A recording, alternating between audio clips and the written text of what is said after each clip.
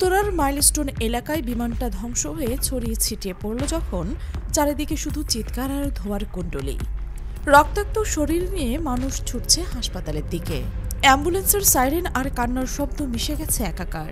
এই মৃত্যুর মিছিলের মধ্যে হঠাৎ করে একটা কালো গাড়ি এসে থামল।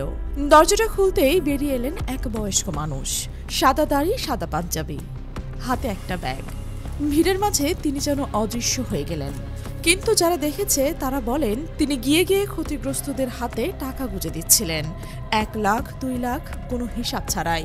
কেউ কেউ রেগে বলছিল এটা টাকা দেওয়ার সময়, কিন্তু যারা টাকাটা নিয়েছে তারা চুপ করে কেঁদেছিল, কারণ তারা জানেন এই টাকাটা মানে পরের দিনের ওষুধ, মানে বাচ্চার দুধ, মানে বেঁচে থাকার প্রথম ধাক্কা। মিরপুরের কেমিক্যালে গোডাউনে আগুন লাগার পরেই রাতেও একই দৃশ্য। মাঝরাত শ্রমিকদের লাশ গুনছে ফায়ার সার্ভিস। হঠাৎ সে অপরিচিত কালো গাড়ি আর সেই সাদা দাড়িওয়ালা মানুষ। এবারও 1 লাখ করে টাকা। কেউ কথা বলার সাহস পায়নি, শুধু একজন মা যার ছেলে পুরে ছাই হয়ে গেছে, তিনি বয়স্কের পা জড়িয়ে ধরে কাঁদছিলেন। বয়স্ক লোকটি কিছু বলেননি, শুধু মাথায় হাত বুলিয়ে দিচ্ছিলেন। পরদিন কাকরাইল বস্তিতে আগুন, রাত 3টা। গভীর ঘুম ভেঙে গেছে, মানুষ ছুটছে, কোলে শিশু, কাঁধে বৃদ্ধ মা। কিছুই রইল না, ধ্বংসস্তূপের মাঝে আবার সেই ছায়া।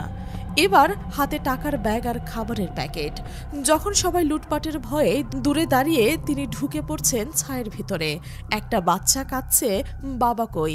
বয়স্ক লোকটি তাকে তুলে নিলেন কোলে, দিলেন একটা প্যাকেট, বললেন খা বাবা, কাল সকালে আরো একটা পাবি। কে এই মানুষটা?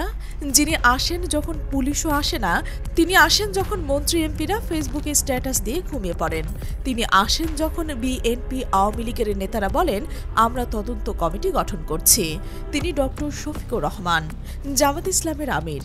একদিন এই বয়স্ক চলে যাবেন রবের ডাকে সাড়া দিয়ে। তারপর হয়তো আবার কোনো একদিন বিমান ভাঙবে, আগুন লাগবে, বস্তি পড়বে। তখন ক্ষতিগ্রস্তরা ফ্যাল করে চেয়ে থাকবেন রাস্তার মোড়ে, খুঁজবে সেই সাদা দাড়ির ছায়া, পাবে না। তখন বুঝবে দেশ কাকে হারিয়েছে। সোশ্যাল মিডিয়ায় গত কয়েকদিন ধরে একটা ঝড় চলছে। লাখ লাখ মানুষ লিখছে এই মানুষটাই ভবিষ্যতের প্রধানমন্ত্রী হওয়ার যোগ্য, কারণ তিনি যা করেন তা কেবল আশ্বাস নয়, তাৎক্ষণিক সমাধান। ভূমিকম্পের পর যখন সবাই ভয়ে কাঁপছে, জামাত ইসলামী চালু করেছে হটলাইন।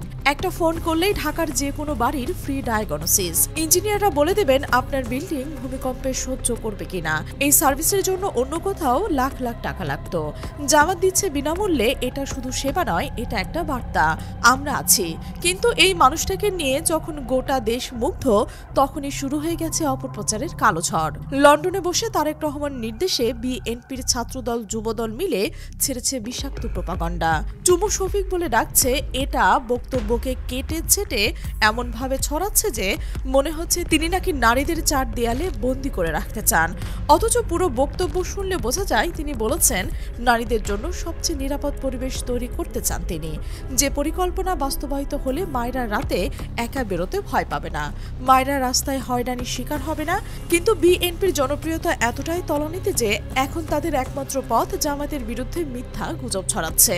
একই খেলা চলছে চট্টগ্রামের বীর শাহজাহান চৌধুরীর বিরুদ্ধে, যিনি হাসিনার 17 বছরের শাসনে 9 বছর জেল খেটেছেন, যার একটা হুঙ্কার চট্টগ্রামের লাখ যুবক রাস্তায় নেমে আসে। তার একটা ভারত বিরোধী বক্তব্যকে এমনভাবে বিকৃত করা হচ্ছে যে জামাত নিজেও ফাঁদে পা দিয়ে তাকে শোকজ করেছে। এমনকি বহিষ্কারের গুঞ্জন চলছে, অথচ চট্টগ্রামের জামাতের যে লাখো লাখো ভোটারের ভিত্তি, তার পুরোটাই শাহজাহান চৌধুরীর তৈরি। আরও একটা ঘটনা আরো ভয়ঙ্কর। শাহজাহান সাহেব বলেছিলেন আল্লাহ আছেন, আল্লাহর মেহেরবানিতে আল্লাহ সূর্য দিয়ে দেখাইব। চট্টগ্রামের আঞ্চলিক ভাষায় এর অর্থ আল্লাহ সব দিক থেকে সাহায্য করবেন। কিন্তু মিডিয়া লিখছে সূর্য আমার জন্য দাঁড়িয়ে থাকবে। আল্লাহকে পুরোপুরি বাদ দিয়ে তাকে পাগল বানানোর চেষ্টা। সব কটা চ্যানেল, সব কটা পত্রিকায় একটাই হেডলাইন, একই সিন্ডিকেট। একইভাবে খাগড়াছড়ি পাহাড়ে পাহাড়ে ঘুরে বেড়াচ্ছে ভিপি সাদিক কায়েম, যার একটা সবাই হাজার হাজার পাহাড়ি বাঙালি জড়ো হয়।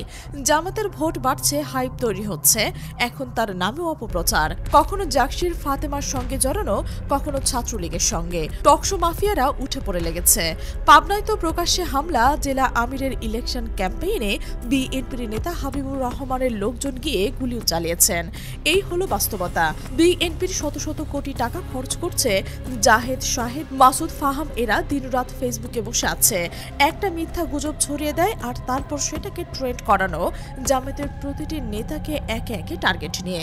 কিন্তু প্রশ্ন হলো, জামায়াত কি এই ফাঁদে পা রাখবে? শাহজাহান চৌধুরীর মতো সাহসী নেতাকে বহিষ্কার করবেন, যিনি ছাড়া চট্টগ্রাম জামায়াতের অস্তিত্বই থাকবে না, যিনি ছাড়া লাখো যুবকের রক্তে আগুন জ্বলবে না।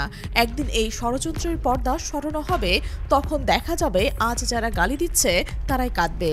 কারণ যে মানুষরা রাতের অন্ধকারে ছুটে যায় মৃত্যুর মুখে, সে একদিন চলে গেলে দেশটা অন্ধকার হয়ে যাবে। এদিকে জামায়াতের উপর কেবল প্রোপাগান্ডায় নয়, সরাসরি গুলি চালিয়েছেন বিএনপি। পাবনায় জেলা জামায়াতের আমিরের নির্বাচন ক্যাম্পেইনে প্রকাশ্যে হামলা করছে বিএনপির নেতা এবং সাবেক ছাত্রলীগ সভাপতি হাবিবুর রহমান হাবিবের অনুসারীরা। এই ঘটনা প্রমাণ করে যে জামায়াতের অগ্রযাত্রাকে আটকাতে বিএনপি এখন নৈতিকতার সীমা অতিক্রম করছে, শারীরিক হামলাও নিচ্ছে।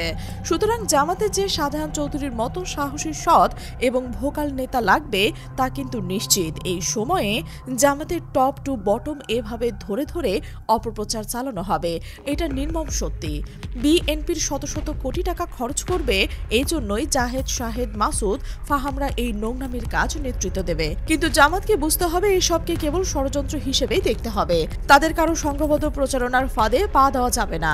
এই মুহূর্তে সংগঠনের প্রয়োজন ইস্পাত, কঠিন ঐক্য এবং এই ধরনের সাহসী নেতৃত্বকে সুরক্ষা দেওয়া।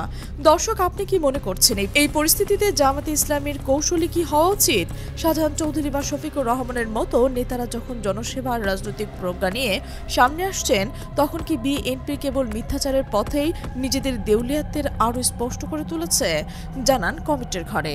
আর এই চ্যানেলে নতুন হলে অবশ্যই সাবস্ক্রাইব করুন এবং বেল আইকনটি বাজিয়ে রাখুন, কারণ আমরাই তুলে ধরব রাজনীতির আড়ালে থাকা আসল সত্য।